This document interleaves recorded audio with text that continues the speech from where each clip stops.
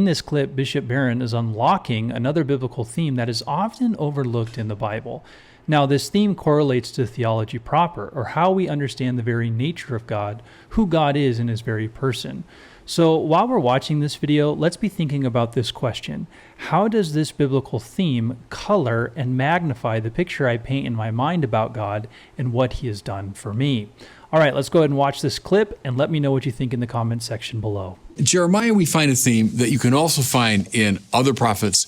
You can find it in the Psalms. In fact, all throughout the Old Testament. The idea of God's desire to shepherd his people. Listen, here's Jeremiah channeling the words of God. Woe to the shepherds who mislead and scatter the flock of my pasture, says the Lord. Therefore, thus says the Lord, the God of Israel, against the shepherds who shepherded my people.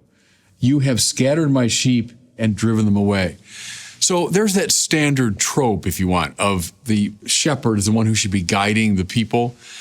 Israel's had bad leaders, bad kings. I mean, David himself is a deeply flawed king. Solomon, even the greatest of Israel's kings, are flawed. Then follow those two, you've got kind of a rogues gallery of corrupt and defective kings. And so the prophets consistently, the psalmists too, complain about the bad shepherding of Israel. So what does God say? I myself will gather the remnant of my flock from all the lands to which I've driven them and bring them back to their meadow. God is going to come as the true shepherd of the house of Israel. He's given these human shepherds a chance and they've failed. So he himself will come. We find exactly the same thing in the prophet Ezekiel. He envisions the flock of the Lord scattered upon the hillside, and he decries the bad shepherds. Then he says, I myself will come and shepherd my people. So that's the expectation, that God would become king. Now, here's where it gets kind of interesting. We got that. God will shepherd his people. But how's this going to happen? I will appoint shepherds for them who will shepherd them, so they need no longer fear and tremble, and none shall be missing, says the Lord. Behold, the days are coming when I will raise up a righteous shoot to David. As king, he will reign and govern wisely. Okay, the plot thickens. So God himself will shepherd his people, but precisely through the ministrations of this Davidic figure, a human figure, a new David, who will be the king. Somehow in the imagination of the prophets, and therefore in the imagination of the people Israel, God and a Davidic king are going to work together to shepherd his holy people.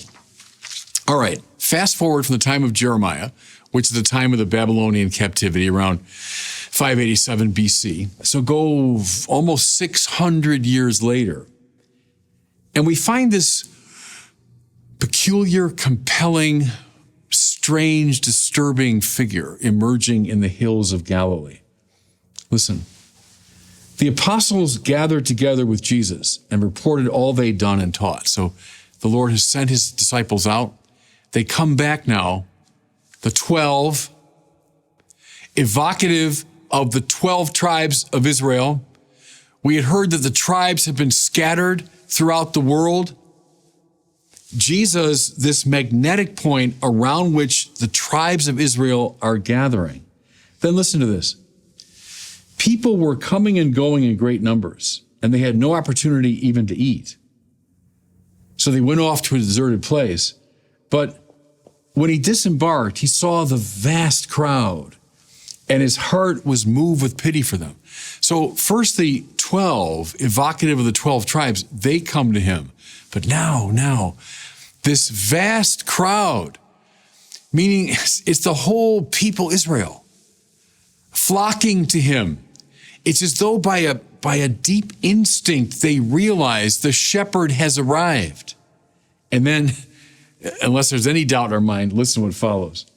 His heart was moved with pity for them. Listen, for they were like sheep without a shepherd.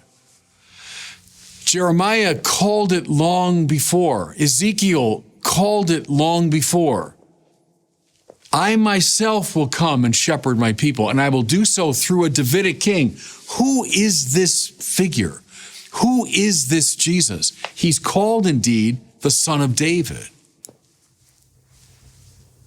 And he speaks and acts in the very person of the God of Israel.